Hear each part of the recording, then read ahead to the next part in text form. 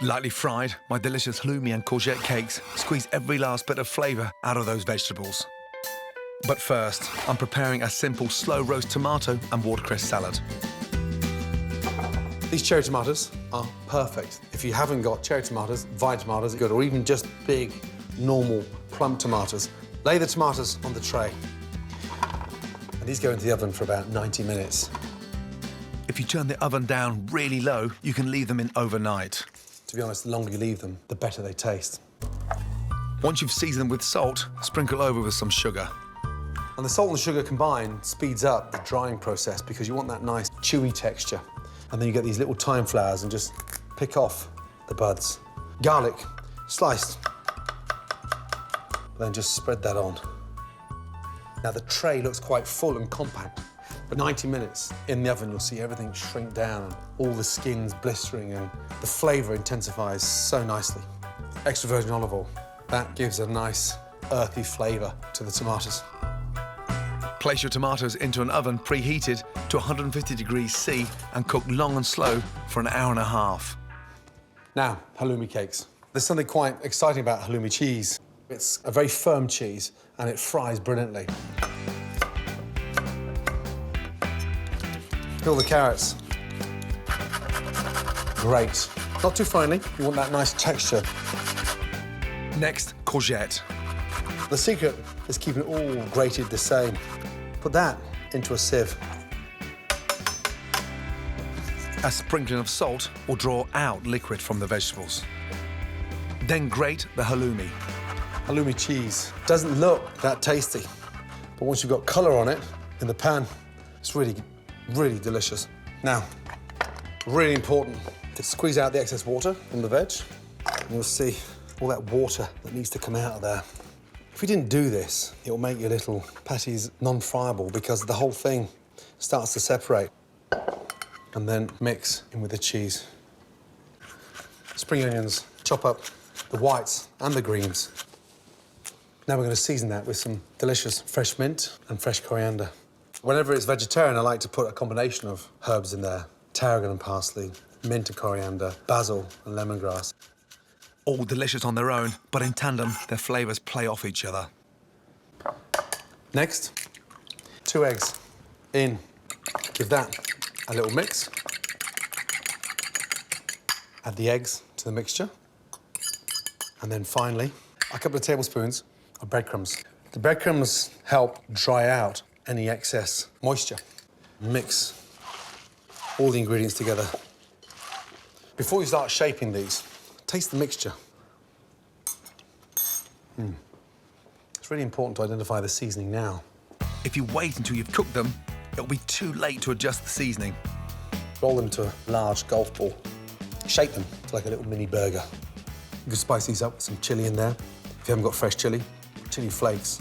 And it's something that can be done up a day in advance. To get your cakes firm and ready for frying, put them into the fridge uncovered for 25 minutes.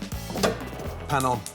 Get that nice and hot. Whilst I'm waiting for that, I'll get the dressing ready. Slice the red chilli, seeds and all, on an angle into shards. Then chop fresh ginger.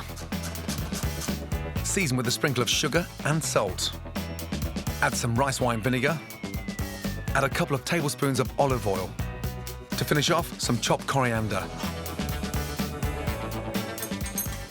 Got that sweet, sour, spicy flavour. With my chilli dressing done, I can start frying off my halloumi cakes in a hot, oiled pan. We get that nice, crisp edge. You can already start to smell that sautéed halloumi with the courgettes and carrots. Smells delicious. Really important to put a nice amount of colour on them. As my cakes sizzle away, I can finish off my roast tomato salad. One of my favourite leaves has to be watercress. Just cut off stalks. Shallot rings. Watercress and shallot go brilliantly well together.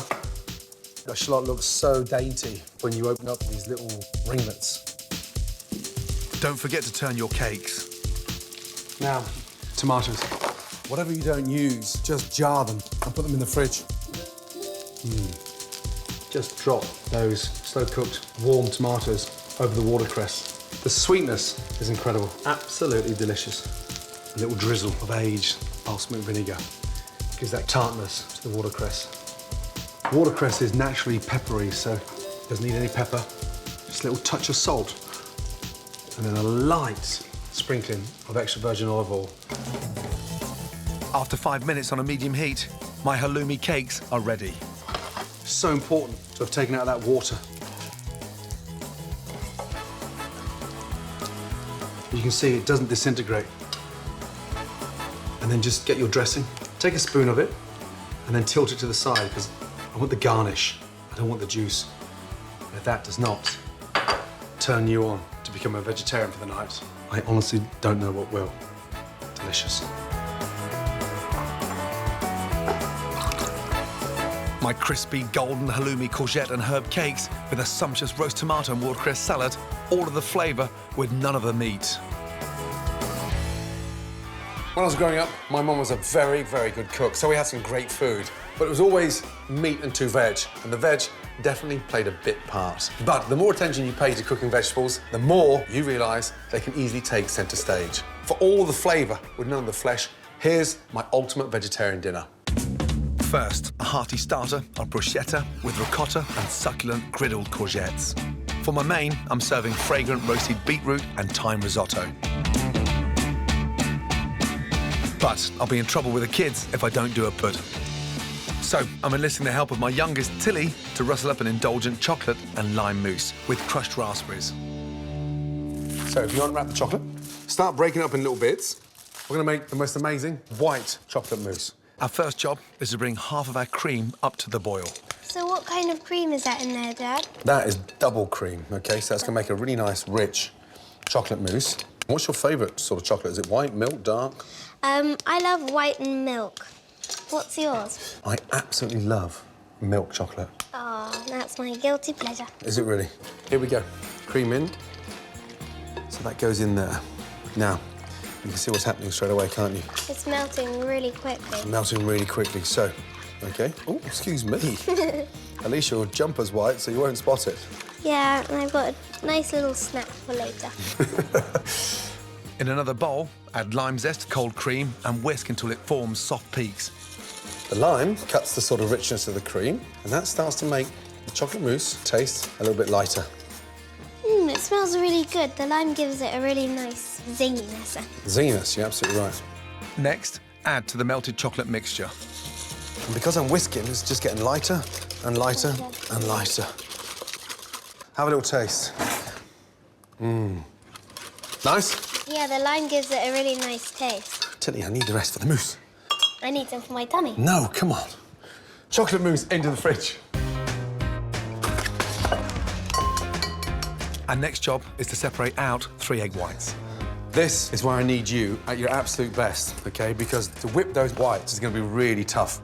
So we'll take it in turns, 30 seconds each, OK? You go first. 10 seconds gone. Come on, Tilly. 15 seconds gone.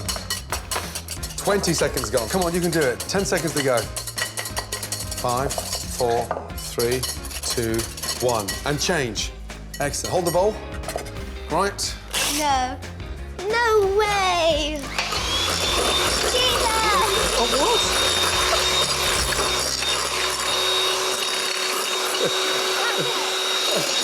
Come on. It's over, Dad. Matilda! That's you can't walk out and Daddy. You can't do that to me. 30 seconds, this puny little thing, and you come with this big little machine gun. Because that's the best way of whipping up egg whites. But why didn't I do it that way? You start tipping that sugar in slowly.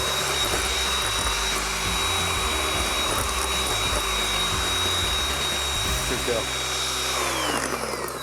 Still not very happy, you know. So, Our contentious whipped egg whites will make our mousse light and airy. And when they've reached soft peaks, we can gently mix in our cooled white chocolate and cream mixture. once the egg whites hit the cream, Yeah. the chocolate sets, the egg whites keep the cream nice and fluffy, and you get this nice light mousse in the bowl. Now, I need you to crush some raspberries, please, with some fresh mint. I can see all the juice coming out. Now, take your mousse. Wow. That looks really cool. Now look at that down the bottom there, look. Crushed raspberry. Delicious. And the mint. Now I'm going to set that in the fridge. If you could, Mr. Canada, open the door, please. Our yummy white chocolate mousse will take at least 2 hours to set, so we can crack on with our Mediterranean-inspired vegetarian starter. Griddled courgette, ricotta and mint bruschetta. For this recipe, you'll need a griddle pan, an essential piece of kit for that char grill look. Cut thick slices of ciabatta bread. Drizzle both sides with olive oil. Season with a little salt and pepper, and griddle each side until toasted. Then slice a couple of courgettes diagonally into 1/2 centimetre thick pieces. Drizzle and coat in olive oil and season with salt and pepper. Sear on a smoking hot griddle pan in batches until all the courgettes are bar marked on both sides. Next, roughly chop mint leaves and combine with creamy ricotta cheese. Spread your toasted ciabatta with dollops of minty ricotta and top with your seared courgette. Super simple and super tasty. Now we're going to make a delicious beetroot risotto. I want you to get the shallots, just slice them in half, and then just chop them like that, OK? OK. Now, have you ever made a risotto? No, I haven't, actually. Shallots, please, into the pan for Daddy. Add a sprinkle of salt and pepper along with a couple of crushed cloves of garlic. Once you start cooking the risotto, it's really important to have your stock gently boiling away. If we're adding cold stock on top of the rice all the time, it just slows down the process. Generally, you cook at a nice, wide, flat pan. Yeah. If you cook in a deep pan, all the rice sort of cooks at different temperatures. What stock is that in there, Dad? Okay, so that's a vegetable stock. Yeah, because you can't have different stocks if it's for a vegetarian, can you? No, You can't have chicken stock. I made that mistake once, putting beef stock in a vegetarian soup. Did you? No, I didn't. Matilda, Sure. I'm positive. I'm joking. Fry off the thyme. How nice does that smell? It smells delicious. Rice in. That's a bit of a different rice. This is Alboria rice. It's a perfect rice for risotto. Now, it's really important to sear the rice. If we were just to put the stock in without sweating off the rice, it goes all starchy. So keep on stirring for Daddy. Is this going to make a flambe? No flambe on the risotto. To go with our deep red beetroot theme, I'm adding red wine, followed by the first ladle of stock to get things started. Now we're off. Wow, it's giving it a cloudy sort of look. What's happening to the stock? The stock is reducing down and the rice is sucking it in. That's right. So the rice is actually getting nice and plump. When a risotto is live, when it's like this now, we can't stop cooking it. We have to cook it all the way. OK, ready for the next ladle? I'm ready. Good girl. Here we go. Ladle in. So we have to make this for literally 20, 25 minutes. And we're nursing it all the way. Beetroots. Peel them, rub them a little bit of salt and sugar. Yeah. And a little bit of aged balsamic vinegar in there. Roasted them. I'm going to grate my parmesan. How's that rice doing? The rice is doing good. Now, that is exactly where we want to be now, look. Look at that nice, glossy, textured rice. So beetroots, I want you to put 2/3 of the beetroot in there for me, saving 1/3 for the top. Good. Sprinkle the parmesan in there for me, please. All over. Nice. It's like it's snowing. Again. And then we're just going to get some nice butter in there. The butter gives the risotto a really nice gloss. Look at that. Beautiful. Let that come down. Let it come down first. All right, get your spoon in there now for Daddy. Beautifully. There you go. Good. Wonderful. Shake it. Risotto should be like lava. It just flows out. And then the rest of the beetroot on top. And then we finish. And some extra virgin olive oil on top. And there. I'll pick up the bruschetta. You take that to the table. OK? Let's go, Donny. This is my ultimate vegetarian dinner. Delicious courgette ricotta and mint top bruschetta. An unctuous roasted beetroot and thyme risotto. And for put, an indulgent white chocolate and lime mousse with fresh crushed raspberries.